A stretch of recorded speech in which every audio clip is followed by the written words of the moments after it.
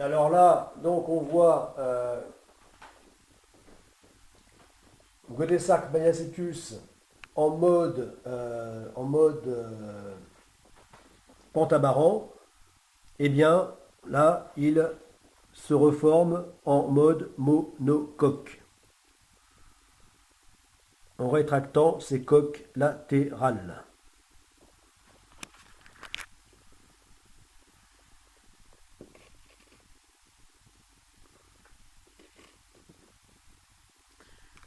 Voilà.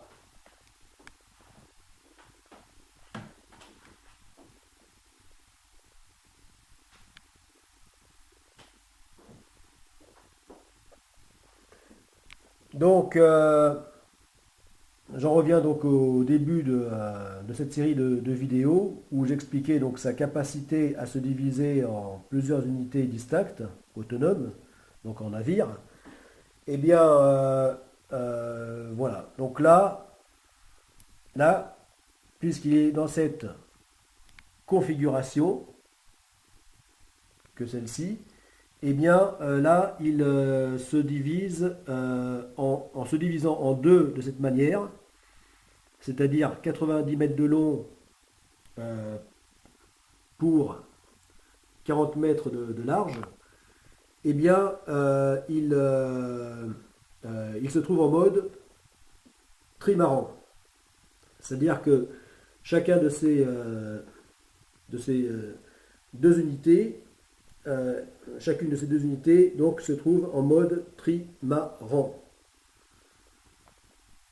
Et une fois divisé, chacune de ces deux unités divisées chacune en deux, eh bien, formeront donc des catamarans. Des catamarans.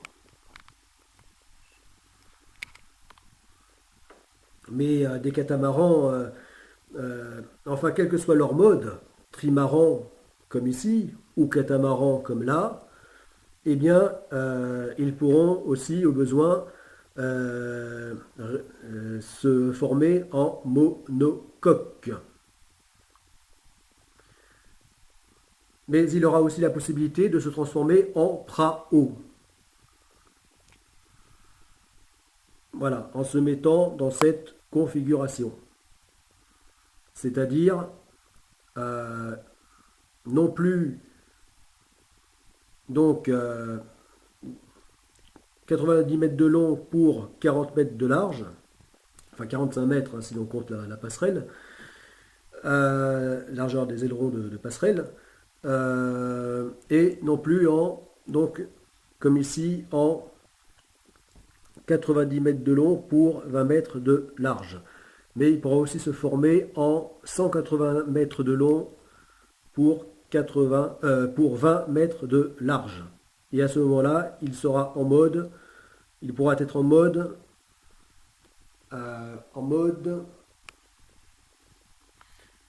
donc, en plus de pouvoir toujours se transformer en monocoque, là, il pourra être en mode prao, c'est-à-dire en catamaran amphidrome.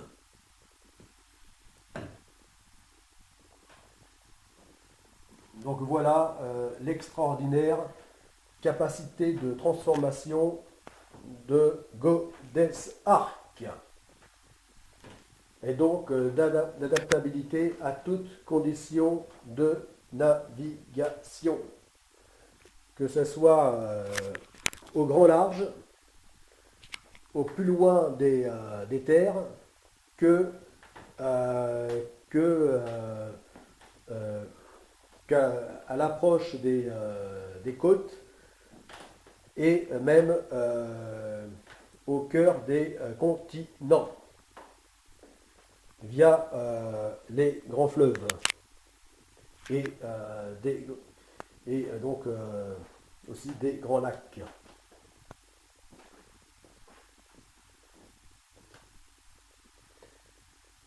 Voilà, donc la perfection, le navire d'expédition, d'exploration du futur parfait. The Perfect Expedition Ship.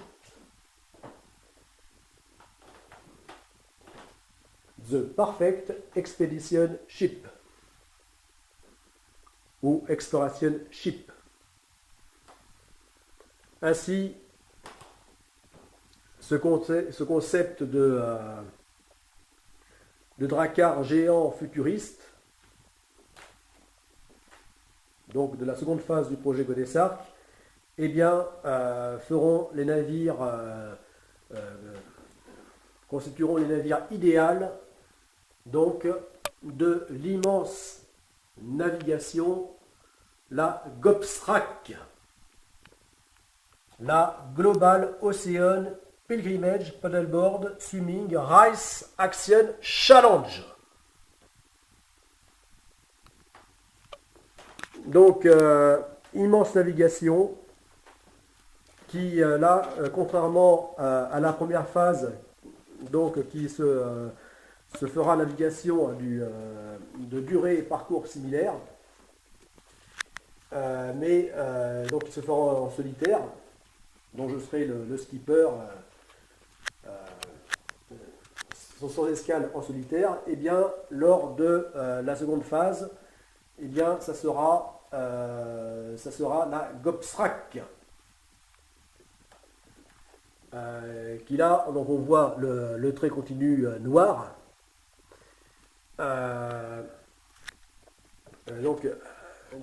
Qui dont le point de départ ne sera pas Rio de Janeiro, la baie de Rio de Janeiro, mais sera l'estuaire de l'Amazone.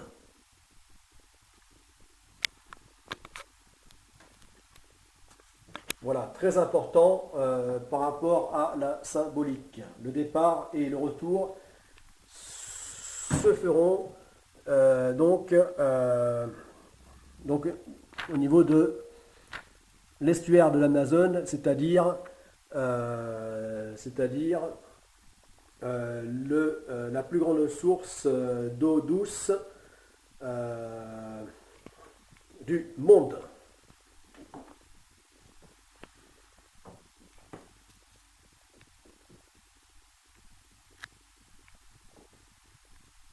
D'eau fluviale.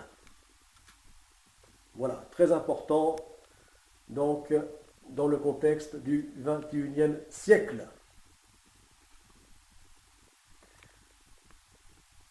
Voilà, eh bien, la GOPSRAC ne sera autre qu'une immense course pèlerinage international, autour du globe, et qui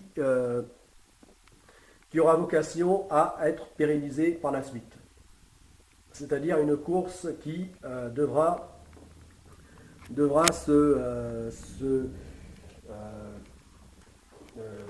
être rééditée tous les, ceci reste à voir, hein, tous les 4-5 ans ou un peu plus, mais bon, ceci reste à déterminer.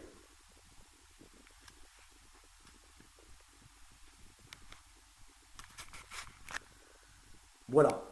Et comme cette immense course se fera donc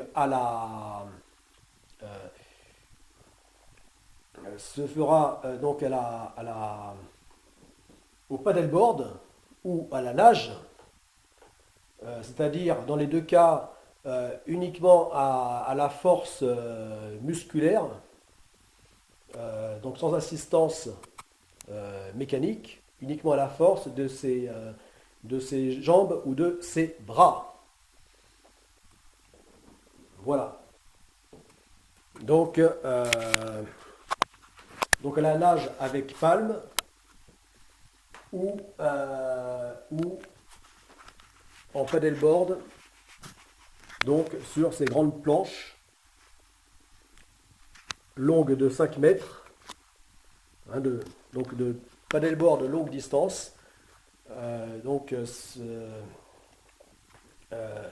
issu donc qui n'est autre qu'un dérivé des planches de surf, issu du monde du surf. Voilà. Donc cette immense course autour du monde, eh bien, forcément impliqueront plusieurs pèlerins conquérants ou concurrents. Mais en plus donc, de cette dimension sportive, eh bien, il y aura vraiment une dimension donc de pèlerinage, une dimension spirituelle.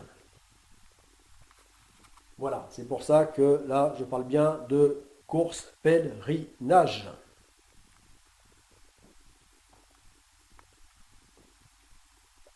Et donc, il y aura plusieurs catégories de conquérants pèlerins. Voilà, plusieurs catégories donc de disciplines au sein de ces disciplines principales, donc, que seront le paddleboard longue distance et la nage longue distance. Voilà. Et aussi en catégorie donc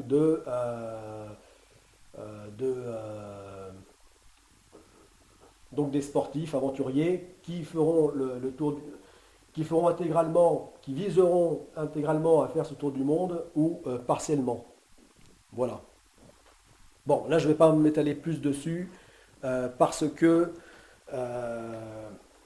là ça sera trop long encore la vidéo et donc je ferai des vidéos au sujet de la GOPSRAC.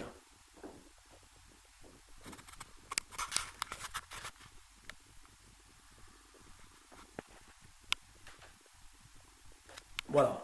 Et donc, pour assurer donc la survie, bon, on pourrait dire le confort, mais pour ce qui est donc des sportifs aventuriers de la GOPSRAC, là on pourrait plutôt parler de survie. Eh bien, évidemment, c'est là que le révolutionnaire Megaship Godesark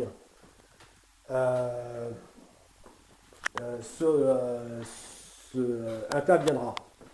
Voilà, en tant que navire de base, que navire soutien, donc à ces sportifs aventuriers. Et c'est là que tout le potentiel donc, de ce concept, donc de Godesark ou de GA Mayacetus et GA Ambulocetus, opérera. Et d'ailleurs, lors de la GOPSRAC, Godesark sera en fait, on fait le plus souvent en mode navire long de 180 mètres, donc séparé en deux navires, donc les GA Mayacetus et GA Ambulocetus. Voilà, de façon à ce que lors de cet immense périple planétaire, eh bien que l'un serve de base constante de soutien, hein, suivent les sportifs aventuriers autour du monde et que son sister ship, l'autre, servira de navire navette entre la Terre et le navire base. Donc de navette pour le transfert